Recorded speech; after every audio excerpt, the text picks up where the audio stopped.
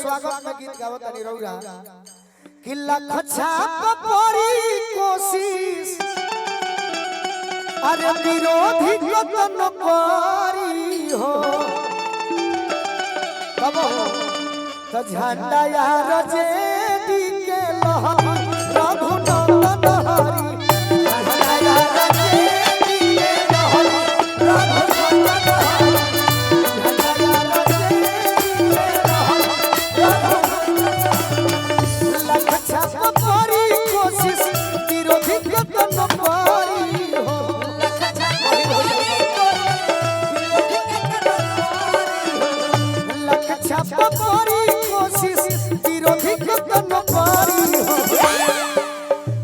अब हम जान गए कि पूरा बिहार में हमरा के माने खातिर 3 आदमी बाड़े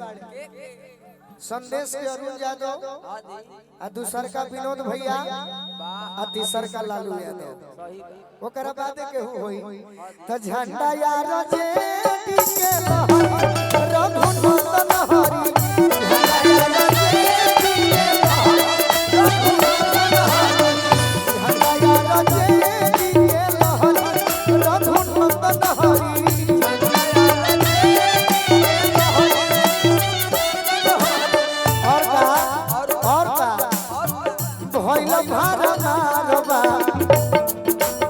अरे तेजरा भतारवा तेजस्वी सरकार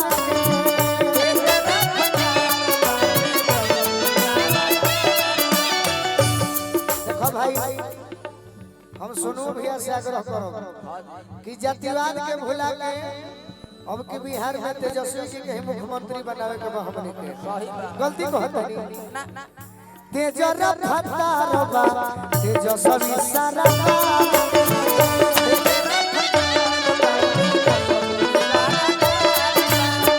भइल भारत मारो बाटे नौकरी रोजगार के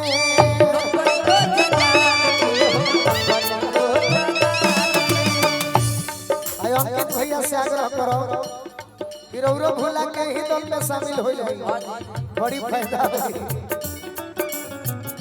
शिक्षक चिकित्सक पद सिपाही वाला भारी हो अरे शिक्षक चिकित्सक पद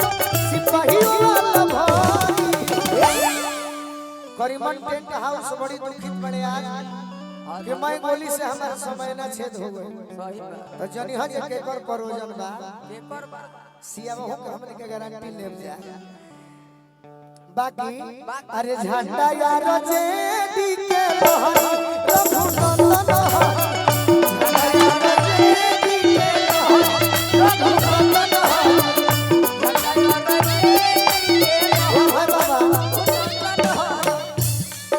भाई बाबा लालू जी के ऊपर गीत चंदन भी गौले बड़े बाबा के गोल विनोद में सच्चाई बात बाकी हम मंच पर बानी तीन एक गिरौरी आई बनी तब ही हम दिल से कहे वाला बात आ लइका जानो तो सभे के हो हर तरह के हम गीत गौले बनी अब कि लालू जी के ऊपर गीत हमारे गुआ रहल बा भी होली के पहले वो पलटू राम खाती कि कोइला नीतीश जवाना गया झेलबा अरे मोदी के गोदी में कह दिन खेलबा मोदी के गोदी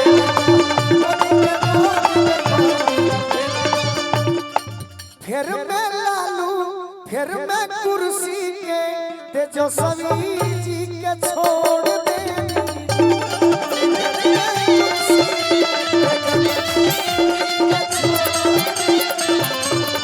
एगो हमारे ना सब भरोसा है गरीबों के तोड़ दे